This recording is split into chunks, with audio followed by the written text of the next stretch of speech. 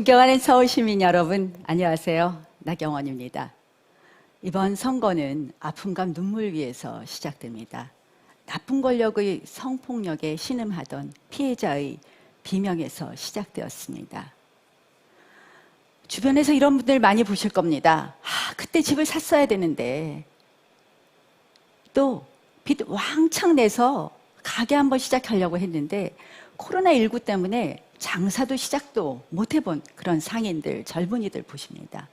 일자리에서 내몰린 실직자들, 그분들의 고통, 분노, 좌절 위에서 이 선거가 시작됩니다.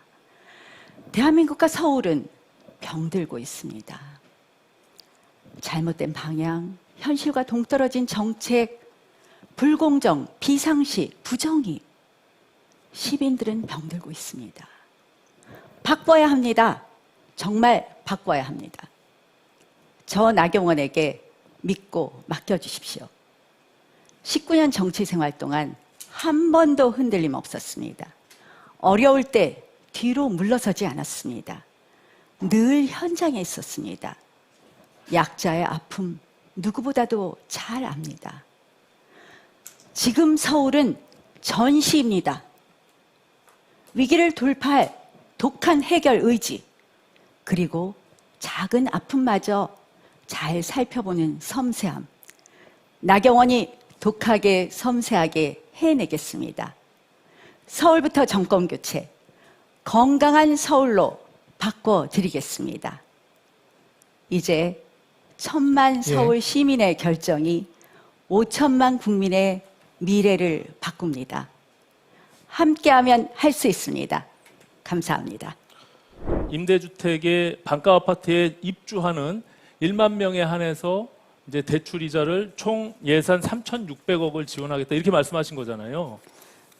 제가 몇 번 설명드렸는데 제 공약을 꼼꼼히 안 보신 것 같습니다. 처음부터 제가 발표한 것은 토지임대부 주택에 대해서 청년 반, 신혼부부 반이었고요. 최대한 받으면 1억 1,700의 이자 지원이었어요. 그러니까 여성이 지금 말씀하신 대로 출산을 안 하느냐, 자아실현이 첫 번째로 나왔다고 말씀하셨잖아요. 아니 그런데 그러니까 자아실현이 첫 번째지만 두 번째는 그렇다는 것이고요.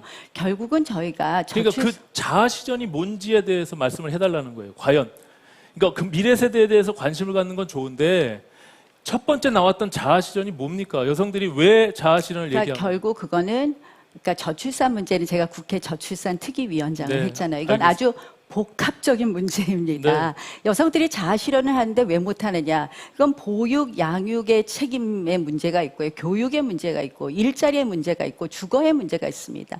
인생 사이클 전반에 걸친 문제이기 때문에 그거를 다 터치해 드려야 되는데요. 그 주거 안정 부분을 제가 그렇게 해결해 드리는 것이고요.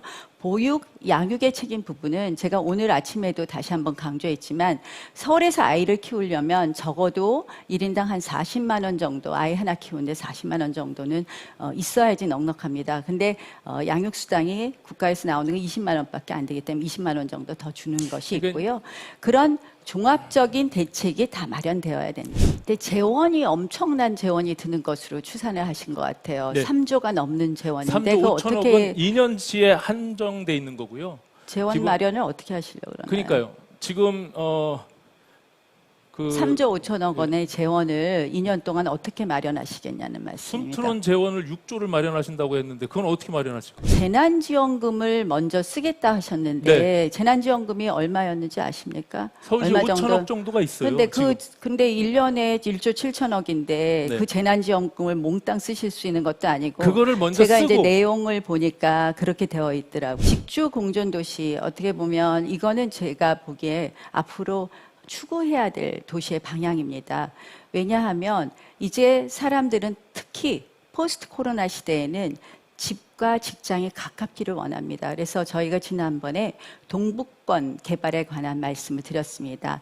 태능에 AI 디지텍 허브를 만들고 그리고 창동기지에 바이오 쭉 이렇게 저희가 발표했는데 그쪽이 직주 공존도시의 핵심 지역으로 선정이 될 것 같습니다. 제가 질문 드린 대로 그게 박영선 후보가 얘기하는 21분 다핵도시와 과연 무엇이 다른 거냐는 거죠. 기본 컨셉은 거의 흡사한 내용이에요. 두 분이. 그게 저는 사실 다핵도시 자체를 반대하지 않습니다. 이거는 서울이 가야 될 방향이고 지금 모든 도시가 가야 될 방향입니다. 결국은 각자의 직장과 주거가 가깝게 있고 그리고 거기서 모든 생활을 해결할 수 있는 쪽으로 가야 되는데 저희는 근데 그걸 다핵도시라는 표현을 굳이 쓸 필요 없다. 이미 서울은 지금 3도심으로 시작해서 생활 권역까지 하면은 사실 25개구가 다 골고루 그런 이 핵을 가지고 발전해야 된다고 생각을 하고요. 그러니까 컨셉은 거의 박영선 후보와 같은 거군요.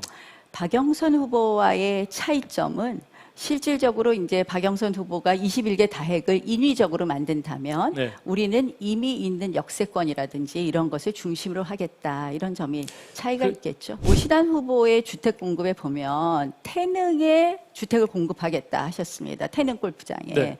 그렇게 그린벨트를 훼손하는 거 맞다고 생각하십니까? 저는 이제 그게 제가 공약한 무주택 서민들이나 청년들의 주거 사다리를 만들겠다는 취지의 반반 아파트 공약이거든요. 지난 정부, 문재인 정부가 8.4 부동산 대책을 발표할 때 그때 공공택지에 대한 것을 찍어서 발표를 했거든요. 그 중에 하나가 태능 골프장이기 때문에 저는 현실적인 부분들, 내가 1년 2개월 안에 할 수 있는 부분들을 공약해서 말씀드린 거예요. 근데 그럼 문재인 정부의 태능 골프장에 대한 아파트 공급에 찬성하신다는 말씀이신가요? 기본적으로 그 정부가 그린벨트는 지켜야 되는 것 아닌가요? 저는 그리고 그 앞에는 태능이라는 세계 문화유산이 있습니다. 네. 저는 그린은 굉장히 소중한 우리의 자원이다.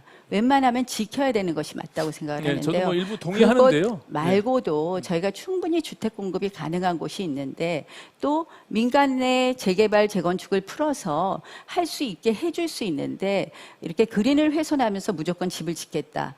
그것에 대해서 동의하는 것은 전 바람직하지 않다고 봅니다.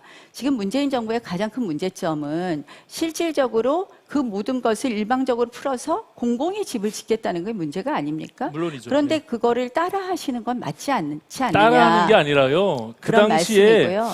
민간 택지에 대한 것이 비현실적이다라고 해서 언론의 공격을 받았거든요. 거기에 있는 공공 택지가 말씀하신 대로 SH 마곡 부지 그리고 상암에서 미매각 부지 뭐 이런 아까 말한 태능 골프장 이런 것들을 정부가 발표한 공공 택지를 모아서 제가 반반 아파트 3만 호를 시작하겠다라고 말씀을 드린 거고요. 그래서 야권 단일화를 하는 것 아닙니까? 이제 자꾸 그럴래. 강경보수 하시는데 네. 그러면 아마 작년에 재작년에 원내대표 시절에 우리가 저항했던 것을 말씀하시는 것 같은데요. 네. 그러면 조국 사태 때 온 국민이 광화문으로 나갈 때 우리는 가만히 지켜보는 게 맞았을까요? 아니 그러니까 그럼 거기에 지금 대해서 답을 좀 해보십시오. 그 패스트 그걸 트랙 갖고 얘기를 자꾸 강경보수라고 제가 하시는데 원내대표일 때 또 아니 저형도 조국 원내대표 때 사태 때 말씀하시는데 우리는 그냥 쳐다보고 있는 게 맞았을까요? 저는 국민의 흐름에 우리가 같이 했다고 생각을 합니다. 국민과 그건 함께 당연하죠. 광화문에 예. 갔습니다. 예, 조국 사태 그것이 분노하고 예, 그게 그건 맞습니까 안 맞습니까? 한번 답해 보시죠. 제가 맞다고 하잖아요. 저도 그때 광화문에 갔어. 결과적으로 패스트트랙 어떻게 해서 올라갔습니까? 오신환 후보님 분명히 기억하실 겁니다. 예. 그때 어떻게 됐습니까?